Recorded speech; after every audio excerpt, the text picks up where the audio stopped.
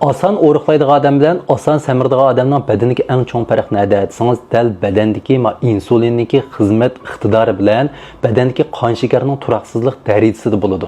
Semirib ketishning sababini hammamiz bilamiz, jih yevilishdan bo'ladi. Ammo hech kim bir narsani jih yevilishni yoqtirmaydi, ammo o'zini kontrol qila olmaydi. Nemishqa dal badandagi qon shakarining turaqsizligi insulinning xizmat unumning noyat tuvalligidan derak berdi. Agar erlarniki bel aylanmasi 85 dan yuqori bo'lsa, ayollarning 80 dan yuqori bo'lsa, cho'qim doktorxonaga berib bir tekshirib beqing.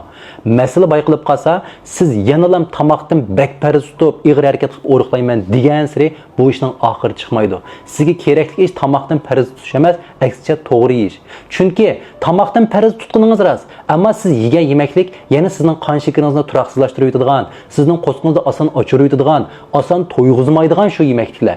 Bu narsalarni ozyab siz yana chidamaysiz, yana jih yegingiz keldi. Harakatni ig'ir qilgan bilan oson charchab ketasiz, badanning bisim hormonlari o'rlab ketadi.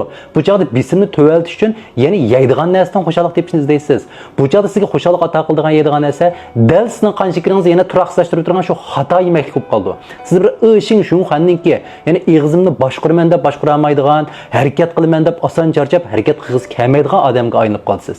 Birinchi bosqichda siz cho'qim yemaklikni to'g'ri tanlashingiz kerak. Qo'saq to'yg'ich yeysangiz mayli, ammo to'g'ri tanlang. Qanday qilamiz? Kunlik turmushda yeyotgan har xil oq un, oq guruch tamoqlardan yiroq turaylik.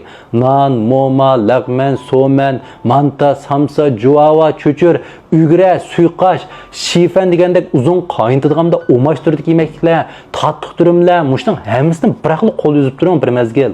Nima yesangiz bo'ladi? Go'sht bilan seni o'zgartmang, burungidek yeyavering, ammo asos ochliqqa dalliq ziroatlarni o'rlashtirsangiz bo'ladi. Masalan, tsomi deymiz, kunva deymiz, sulu yarmisi, anda xongshu, qonaq, kava, yangyo, bularni mayda qizitmaysiz, o'rda pishirsangiz bo'ladi. Agar mifa yegingiz kelsa, bo'lsa mifani pishirib olib, ondan ap qo'yib, to'nglatqo'q sap qo'yib, biz ham muzlagandan keyin, ondan keyin uni chiqarib olib bir isitib qo'ying. Ya'ni kechda tushda etib qo'ygan tomoqni ham, bugun tushda, tunugin kechda etib qo'ygan ham. Chunki bu mifan, oq mifan pishib bo'lgandan keyin bir sovuq saqlanib, keyindan bir isitsangiz, bundan kangshintenfen, ya'ni qarshilik kuchi bor bir kraxmal hosil bo'ladi. Bu badanga qon shakarini turaqli qilishga, insulinning xizmat unumini oshirishga foydasi bor. Qo'sqingiz oshqanmisin, yana mush narsalarni yeng, ammo abay qilman degan oqqun tomoqlardan ushaqchak narsalardan yiroqroq turing. Mayda qizitilgan, ananiki mayliq go'shtlarga shuningdan yiroq turing. Bir hafta ishdan 2 haftagicha bardosh bersangiz, o'zligingiz bilan qo'sqingiz to'ydigan bo'lib ketadi. Ananiki eg'irlikni vash tushadi degan gap.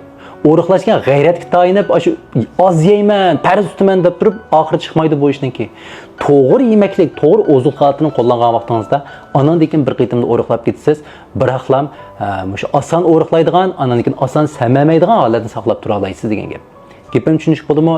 İlmiy nazarimiz bilan qaraylik bu ishga. O'zimizni qanday odamligimizni, badanning ahvolini bir tushunib, anandan boshlaylik. Ma'qulmi? G'ayrat qiling.